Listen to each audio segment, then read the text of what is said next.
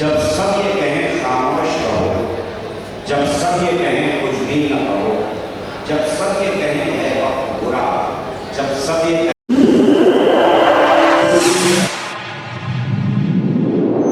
इस news channel पर जो भी वक्ता ने कहा वो उसकी अपनी राय है जिसकी पुष्टि नेशन न्यूज इंडिया नहीं करता। धन्यवाद। ये वक्त नहीं बेकार की बातें करने का, जब सब ये कहें कलियों का चटकना क्या कम है, फूलों का महकना क्या कम है, शाखों का लचकना क्या कम है, बिंदिया का चमकना क्या कम है। जब इतना सब है कहने को, जब इतना सब है लिखने को, क्या है कि ऐसी बात करो जिस बात में खतरा जान न हो।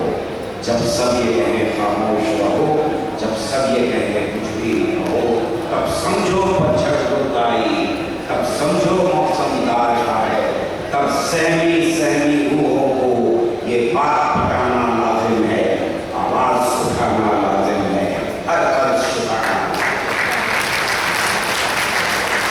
दोस्तों, आज ये कर्ज हम सब पर है। आज ये कर्ज चुकाने के लिए ने यहाँ पर इतना बड़ा आयोजन किया है। मैं उसके लिए सिर्फ नहीं बल्कि आप सबको मुबारकबाद देना चाहता हूँ। मैं 2-3 बातें जल्दी से आपके बीच में रखना चाहता हूँ और ये बातें मैं लगातार रखता रहा हूँ और तब तक रखता रहूँगा जब तक इस देश के समाज में बदलाव नहीं आता। दोस्तों, हम लगातार ये सुनते आए हैं कि हमारे बीच में डाइवर्सिटी है, हम अलग अलग तरह के हैं और एक साथ रहते हैं और इसी में सारी खूबसूरती है। लेकिन दोस्तों, इसके अंदर बहुत सारी गंदगी भी मौजूद है। ये वो समाज है जिस समाज में बड़ी खाइयां मौजूद हैं, बड़े जख्म मौजूद हैं, बड़ी लकीरें खींची हुई हैं, बड़ी हदें खींची हुई हैं। यहां पर ये सोचना भी मुश्किल था 100 साल पहले कि इंसान बराबर हो सकते हैं। ये कहना भी मुश्किल था कि कोई भी कोई सा व्यवसाय कर सकता है। अगर कोई नीची जात का है तो उसके व्यवसाय अलग है, जो ऊंची जात का है उसके व्यवसाय अलग है। औरत मर्द की बराबरी हम सोच भी नहीं सकते थे, आज भी बड़ा मुश्किल है इस समाज के अंदर ये सोचना कि औरत मर्द की बराबरी हो। लेकिन हमारे शास्त्र को यहाँ तक चले गए कि उन्होंने कहा औरतें को डांडक के बराबर है, ताड़न की अधिकारी है। दोस्तों, इस समाज के अंदर कुछ लोगों के पास यह था कि संपत्ति रखें और बाकी के पास नहीं था कि वो संपत्ति रखें। और एक ऐसे समाज में एक ऐसी किताब आती है, ये खूबसूरत किताब जो आपके बीच है, और वो कहती है कि सारे इंसान बराबर हैं। और वो पहली बार कहती है 2500 साल के इतिहास में कि औरत मर्द बराबर है।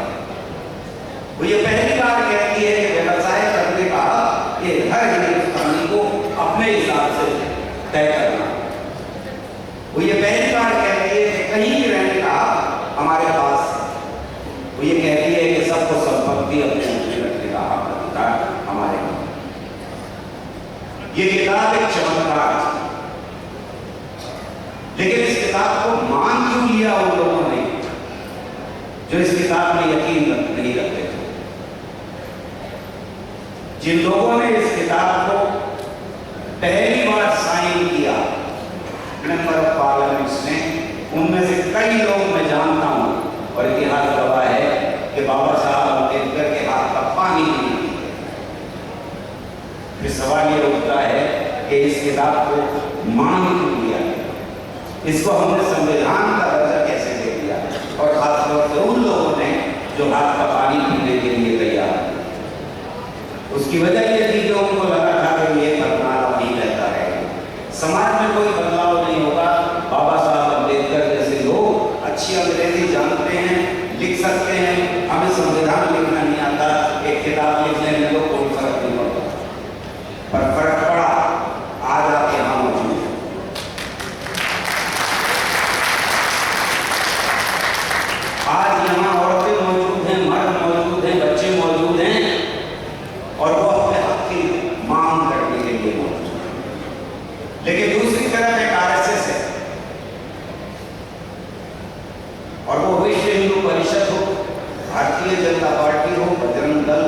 दुर्गा वाहिनी हो, मैं सबको आरएसएस मानता हूं, जिसने 50 साल तक इस संविधान को नहीं माना, जिसने लगातार ये कहा इस देश के अंदर कि मनुस्मृति लगनी चाहिए, लागू होनी चाहिए, लेकिन उन्होंने चोला बदला और फिर सत्ता हासिल कर ली।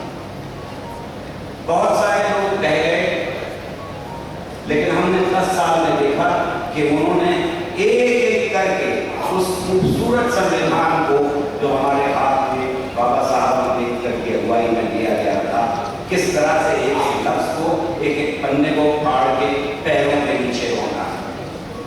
ये सरकार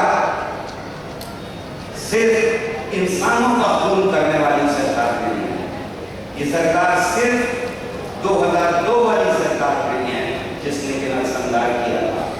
ये वो सरकार नहीं है जो मणिपुर में आज भी जमीन को खून से रख रही है। ये सरकार वो है जो इस संविधान का खून करना चाहता है। अगर दोस्तों आपको ये नहीं बचाना तो आपकी अगली नस्लें आपको माफ नहीं करेंगी। इस संविधान को बचाने की जरूरत अगली नस्लों के लिए है। मेरे जैसे बहुत सारे लोग जिंदगी जी लिए इस संविधान की छत्र छाया में। हमें बहुत मुश्किल है इस संविधान की वजह से, लेकिन आज अगर इस संविधान के ऊपर हमला है तो हमें समझना होगा कि अगली नस्लें हमें माफ नहीं करेंगी। पर अक्सर ऐसा होता है कि अगर दलितों के ऊपर हमला हो रहा है तो अल्पसंख्यक खामोश है, अगर मुसलमानों के ऊपर हमला हो रहा है तो अल्पसंख्यक खामोश है, अगर सिखों के ऊपर हमला हो रहा है और खालिस्तानी कहा जाता है जब वो अपनी मांग के लिए लड़ रहे हैं तो बाकी लोग खामोश हैं। साथियों, इनमें से हर एक हमला संविधान के ऊपर हमला है। जब 100 से ज्यादा एमपी निकाले जाते हैं पार्लियामेंट से अवैध तरीके से, जब झूठे इल्जाम लगा करके नौजवानों को सलाखों के पीछे बंद किया जाता है और उनके ऊपर यूएपीए लगाया जाता है, एनएसए लगाया जाता है, तब इस संविधान के ऊपर हमला होता है। और अगर आप उस वक्त उठने को तैयार नहीं है तो फिर आप संविधान के साथ नहीं खड़े। समझ लीजिए कि हर छोटा हमला संविधान को पैरों के नीचे कुचलने वाला हमला है, और इस 10 साल में हमने ये हमले लगातार देखे। मैं आपसे अपील करने आया हूं कि अब संविधान को बचाने के लिए वोट करना जरूरी है। हमारे पास ये बड़ा हथियार बाबा साहब अम्बेडकर की अगुवाई में हमने अपने आप को दिया था, हमारे पूर्वजों ने हमको दिया था। हमारे पास ये बहुत कारगर हथियार है वोट का हथियार। अकेली बराबरी जो हमको आज तक मिल पाई है, जिस संविधान ने वादा किया था, वो वोट की बराबरी है। आपका वोट हो, चाहे प्रेसिडेंट का वोट हो, चाहे अडानी का हो, चाहे अंबानी का हो, एक वोट होता है, उस दिन आप बराबर हैं। ये अद्भुत चीज है, इससे पहले कभी बराबर नहीं थे। 2500 साल की हिस्ट्री में हम कभी बराबर नहीं थे, लेकिन जिस दिन हम वोट डालने जाते हैं उस दिन बराबर होते हैं। ये है चमत्कार, और इसको बचाने के लिए आप और मेरी जिम्मेदारी बराबर की है। हम में से हर एक की जिम्मेदारी बराबर की है। मैं आपसे एक बार फिर अपील करना चाहता हूं कि आपका वोट इस संविधान को बचाने, इस लोकतंत्र को बचाने